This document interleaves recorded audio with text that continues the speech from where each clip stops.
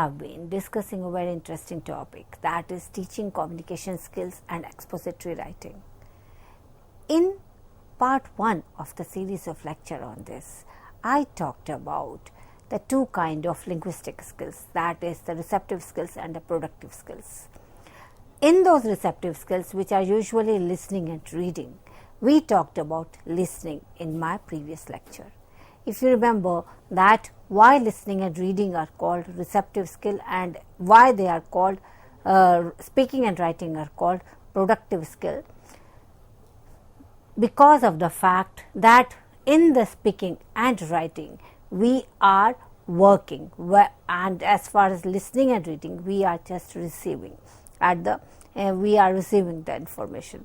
So, when we talked about listening, we talk about the kind of games which can be played in the class and how to make students interested in listening to the information which is being given in the class, how to improve their listening ability or the listening skill, how to have their desire for listening being activated in the class, what are types of listening, we have also talked about that, how to make the students active listener and control their being the passive listener. This is something we have talked about in the class. The most important aspect which we touched upon was that listening for understanding is the most important thing, and for that we should have the activities in the class like the questioning after the student has listened, or the peer group, or the games, listening games which are being played in the class, they can also be done. And we also talked about that while playing listening games, it is very much important that we understand that listening activity is being improved and it should be as per the level of the students. For example, the student who is of from the language level, if the student is of 7-year-old, then naturally we cannot have few sentences being listened to, that then we have to restrict ourselves to either very few simple sentences or just a few words. Then we can introduce certain guiding questions before introducing the passage which the listener would be listening to. Then we can also have the comprehension questions based upon whatever has been listened to. They can be either in the objective form, that is true or false, or complete the questions, or they can also be the multiple questions. They can be done after listening. The students can be asked to write or respond to the comprehension questions also. It is very much important that after listening exercise we are able to assess that whether the students are aware of the context in which they are listening. Are they purposeful in their listening? We should also be able to evaluate that whether they have understood the message well. From here on, let us come to one of the productive skill which is very much associated with the listening, that is speaking, because listening is generally result of speaking. So, what does speaking mean? Speaking means just coding in the words, that is sending certain message successfully, and that message when it is decoded, that is called listening. Receiving message and decoding, that is called listening. So, speaking is usually termed as the most important and dominating of the 4 language skill. The reason for that is that we speak more than practicing all other skills. So, this is the skill which is done more quantifiable way. If we try to measure, then we would say we speak more than reading, we speak more than writing. And when we speak to produce and transfer certain information. So, in short, we say that we speak for communicating, for passing on our thoughts or information or knowledge, or we speak just to have certain it may be at times for the psychological level, when we speak just to be associated with somebody as to introduce ourselves. So, we do have certain purpose whenever we are speaking. It is very much important that the students are taught how to become good speaker. Now, it's important that we understand that how they can systematically practice speaking and regularly, so that they become good speaker. We need to understand what does speaking skill require. One, it requires the vocabulary. What does vocabulary means? Vocabulary means the language skill. That means the person should be able to pick up the appropriate words and place them in appropriate context. Only then we would be able to have the accuracy as far as the language is concerned. So, it is very much important that we have the vocabulary, and if it is enriched, then naturally, then as a result we can have the speaker then generally become a very good speaker, and he or she is able to impress the person who are listening to him. So, a good user of vocabulary, a person who is having rich vocabulary, as well as the person who is appropriate in speaking. That means, if we are to talk about the importance of computers in the class and we start talking about importance of media, then naturally here the accuracy and appropriacy are missing. Maybe the person might be having good vocabulary, it's very much expected that the person might be very fluent as far as the language is concerned, but because it is not appropriate and it is not accurate, then naturally then spoken skill has failed. So, it's very much relevant that apart from vocabulary, the person should be grammatically correct, there should be appropriacy of the language, there should be accuracy as far as the language is concerned, and there should be fluency of the speech. Now, let us try to understand what is vocabulary. Vocabulary means the words, the words which are required to be used. Like, if we want to say that the cat is beautiful and a girl is beautiful, are they same or are they different? Can cat be called beautiful? So, these it might seem accurate, but it is not very much appropriate. So, it is very much relevant that we understand vocabulary has to be used appropriately. We have to understand that whenever there are young learners who are learning vocabulary, they should understand the appropriacy of the language. Appropriacy means that we should be knowing how to use words. For example, if you are inviting somebody to the dinner or you are just chatting with your friends, do we use different kind of languages? If we are inviting somebody for the dinner, would we say that, would you like to come for the dinner tonight, or would it be appropriate, why don't you drop by for dinner sometime? So, it depends upon the context and it depends upon the situation. Both the sentences are correct, but the context and the situation would warrant the use of the word as well as with whom we are speaking. These will decide that what is appropriacy of the vocabulary. For example, when we are talking to a teacher and when we are talking to a friend, are we different in our language? To our friend we can say, "Hi friend, how are you?" And to the teacher we would say, "Hello ma'am, how are you?" So, the tone also changes, the vocabulary also changes, and we also become more appropriate as far as the language is concerned. So, it is very much important that we use the appropriate language. For example, if you are inviting somebody who is elderly as well as somebody important also, then naturally we would be say, "Will be pleased if you can join for a dinner." And if we are inviting just a friend, then we can say that, "Drop in for the dinner tonight, we are going to have fun." So, it depends upon whom we are talking to. So, another important aspect as far as the language is concerned is accuracy. Accuracy means we have to have the appropriate pronunciation and appropriate stress.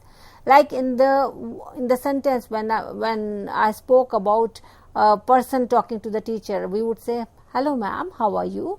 And to a friend we would say, "Hi dear, how are you?"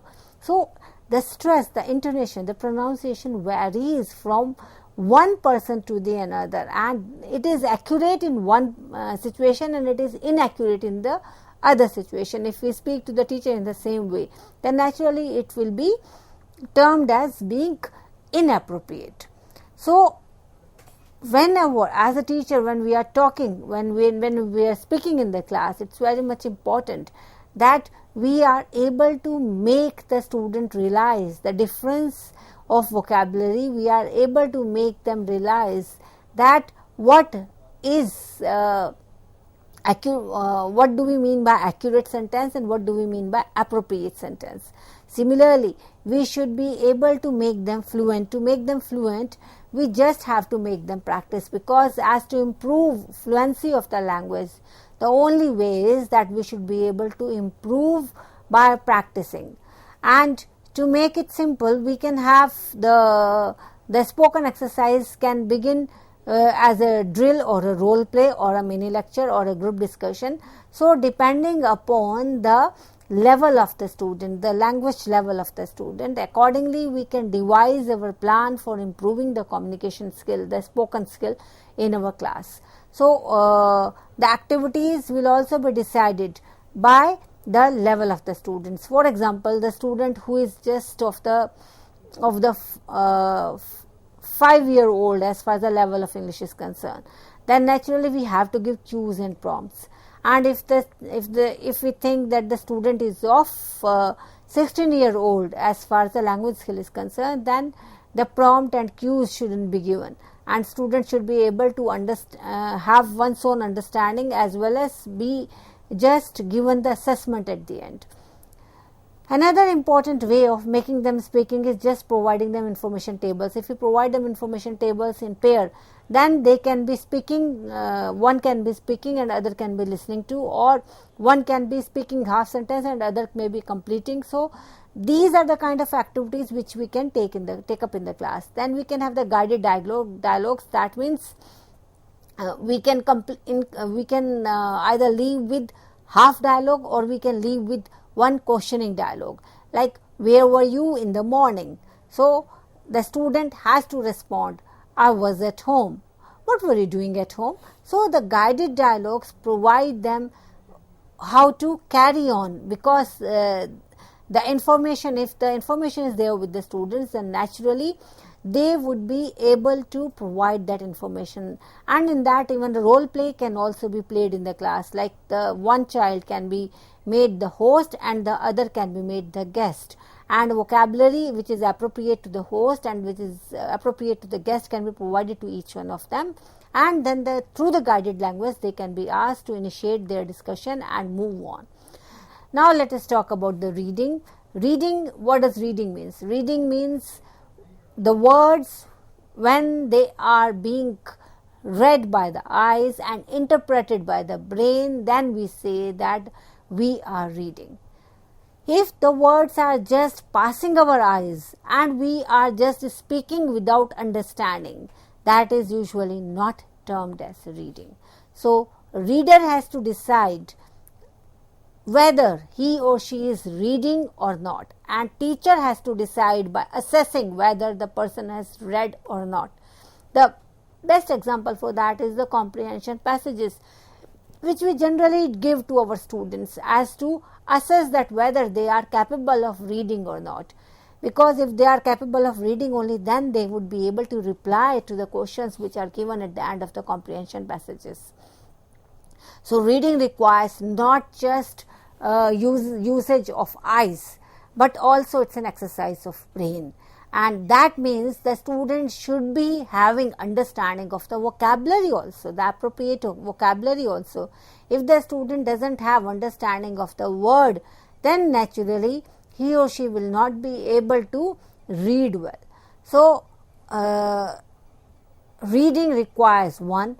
Second, the understanding of the student of the language which he is reading, as well as practice on his part. If the student is giving regular practices as far as reading is concerned, then naturally the person would be able to read at a speed as well as be able to understand more also. Reading, depending upon the purpose, can be very fast or can be very slow, which is generally called as skimming and scanning. So it depends upon the purpose for which we are reading. So that can be skimming or scanning. Then there can be silent reading or reading aloud. Whenever we are reading for our own self or in the examination, we are generally doing silent reading. When we are reading the comprehension passage, we are doing silent reading. In the classroom, when the teacher asks us to read aloud, that is to assess that whether we are pronouncing the words properly or not. So the purpose of reading aloud or reading silent is also different. Then as we understand that when we read, that means we are seeing the words, interpreting the word, and then orating it. So there are two organs which are involved. One is the eye, another is the tongue. So that means the person whosoever is reading is actively involved. Another important aspect is that whenever we are reading, we are interacting with the text. That means we are able to comprehend whatever we are reading. For example, when you read a novel, then you can't start reading the novel from the middle. You can't read the novel at the end. You generally read it from the very beginning, and if you have stopped reading at certain time, then naturally whenever you pick it back, then you pick it back from the same line or the same page at which you have left, because that is contextual. So reading involves being able to interpret and understand it. And whenever we are reading just for pleasure, or we just want to scan, or we want to just buy a novel, what do?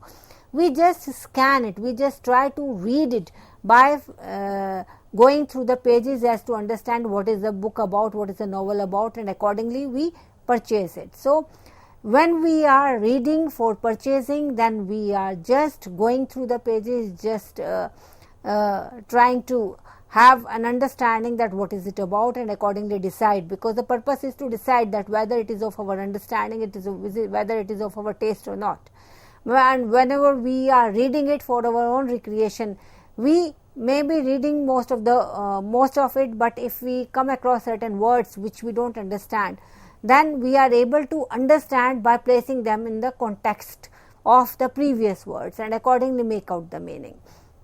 So but if we are reading for certain purpose, that is, if we are there to create a gist, then naturally we will have to take up a dictionary and understand each and every word properly, as well as read it again and again, so that we can have the complete gist of the reading whatever we have done.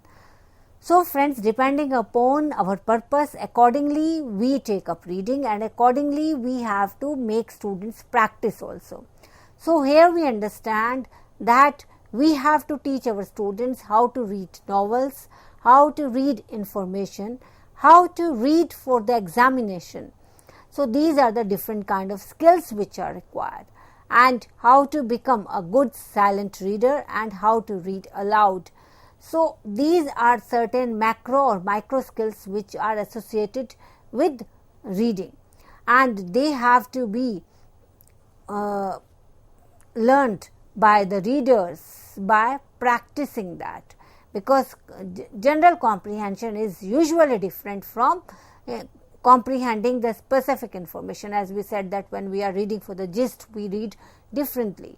So it's a purpose of reading which decides that whether we are reading for gist, whether we are reading to extract specific information, are we reading for detailed understanding, are we reading for information transfer. So these are the kind of sub skills which are to be taught in the class, so that the students become good reader. Now let us try to understand what skimming is. Skimming means that the student would be able to have the general idea of the text or the passage, then that is called skimming. As the word itself says, words itself represent skimming. That means having the crux of the matter. And what does scanning means? Scanning means that when we read text very quickly just to have the specific or particular information. So, whenever we are going through the comprehension passages as a student, then we read for skimming also, we read for scanning also, and that is decided by generally the questions which are given at the back of the comprehension passages. So, when we teach to our students how to answer the comprehension passage, the first thing which we mention in our classes is that as a student you should be first of all going through the questions, not once but twice, and after that you should be reading the passage. So, that helps in students being able to understand that what they are expected to answer after reading it, and then when they pick up certain questions they are able to go specifically to the information which is required as to answer it, because that is usually scanning. There they might be even required to understand single word. So, as to improve the reading skill, what we can do is we can have certain exercises in our class. We can have the open-ended comprehension passages, we can have detailed questions also, depending upon again the communication level of the communication skill of the student. For example, from the comprehension passage, the questions can be made which may ask the student to provide synonym, which may ask him to provide the idea of the story, which may provide him which may ask him to provide where that particular battle was fought, if it is about certain historical battle. Then that way the student would be able to read either for the inferences. Inferences means that whenever we read the text is able to make us understand that what it intends to say, and that is called inferences. So, reading for the inferences is something which should be taught. For that, the student should be able to read at a good speed. Then the student can be asked to work in the pair, like one student reading and the other questioning out of the same passages, like a passage can be given to both the students, and one student would be reading, other would be listening, and both reading and listening exercises would be taking place simultaneously. That will be improved upon. For example, like when we make the students read, we may give them certain words which may require them to go back to the dictionary as to understand those meaning. And it is very much relevant that while reading we teach them how to build up the vocabulary. The general process which is followed in the classes, that underline the difficult word and find out its meaning and write its meaning and keep using it again and again, so that you understand that word, you are able to use it word appropriately, contextually again and again, so that is added to your vocabulary. So, that is one of a way as to improve the vocabulary of the students. We usually say that if we want the vocabulary to improve, then the only way to do that is a lot of reading skills. If there is lot of reading going on with appropriate expectations, then naturally the student will be able to improve one's vocabulary. And if we want to improve the expression of the student, then we should make the student listen more as well as speak more, because that is generally the expression oriented skill. So, just as we talked about in the previous skill, that was listening, that the desire, purpose and expectations has to be there. If the desire, purpose and expectations are not there, then naturally the reading skill exercises would also waste. So, how to motivate students? How to motivate students as to have more expectations? It is very much relevant that first we are able to create interest in them, and to create interest we can have certain exercises, we can have certain games also. Just as we had certain games for the listening skill, we can have certain games for the reading skills also. We can have the competition amongst the students for reading. We can have the competition as to provide the meaning of the words which are being read. Then we can have the competition amongst the students as a game for going through certain passage. may it be from any background, like usage of computers in everyday life, or the smoking, or developing language skill. Such topics can be asked, the students can be asked to read them, and accordingly they can be asked to provide the gist. That gist can be given by them in either in the written form or in the spoken form. So there they would be reading it properly. And if the students are bit senior, then they can be asked to give the meaning, the detailed meaning, or they can also be asked to develop that idea further in their own words. So these kind of exercises generally make students improve as far as the reading is concerned. But if we are talking about the students who are small, or we can say that who are at the first pedestal or the second pedestal of the reading skill, then we require the pre-reading questions, or we require the guided reading. Guided reading means that the teacher reads and the students are then reading it again. So that way the student will be simply imitating the teacher. It's very much relevant that the teacher puts up so many questions to the students after the things have been read, that the purpose of reading, which is the understanding, that is also served. So they should not be just copying the teacher and imitating the student in the class, but rather they should be able to understand it well.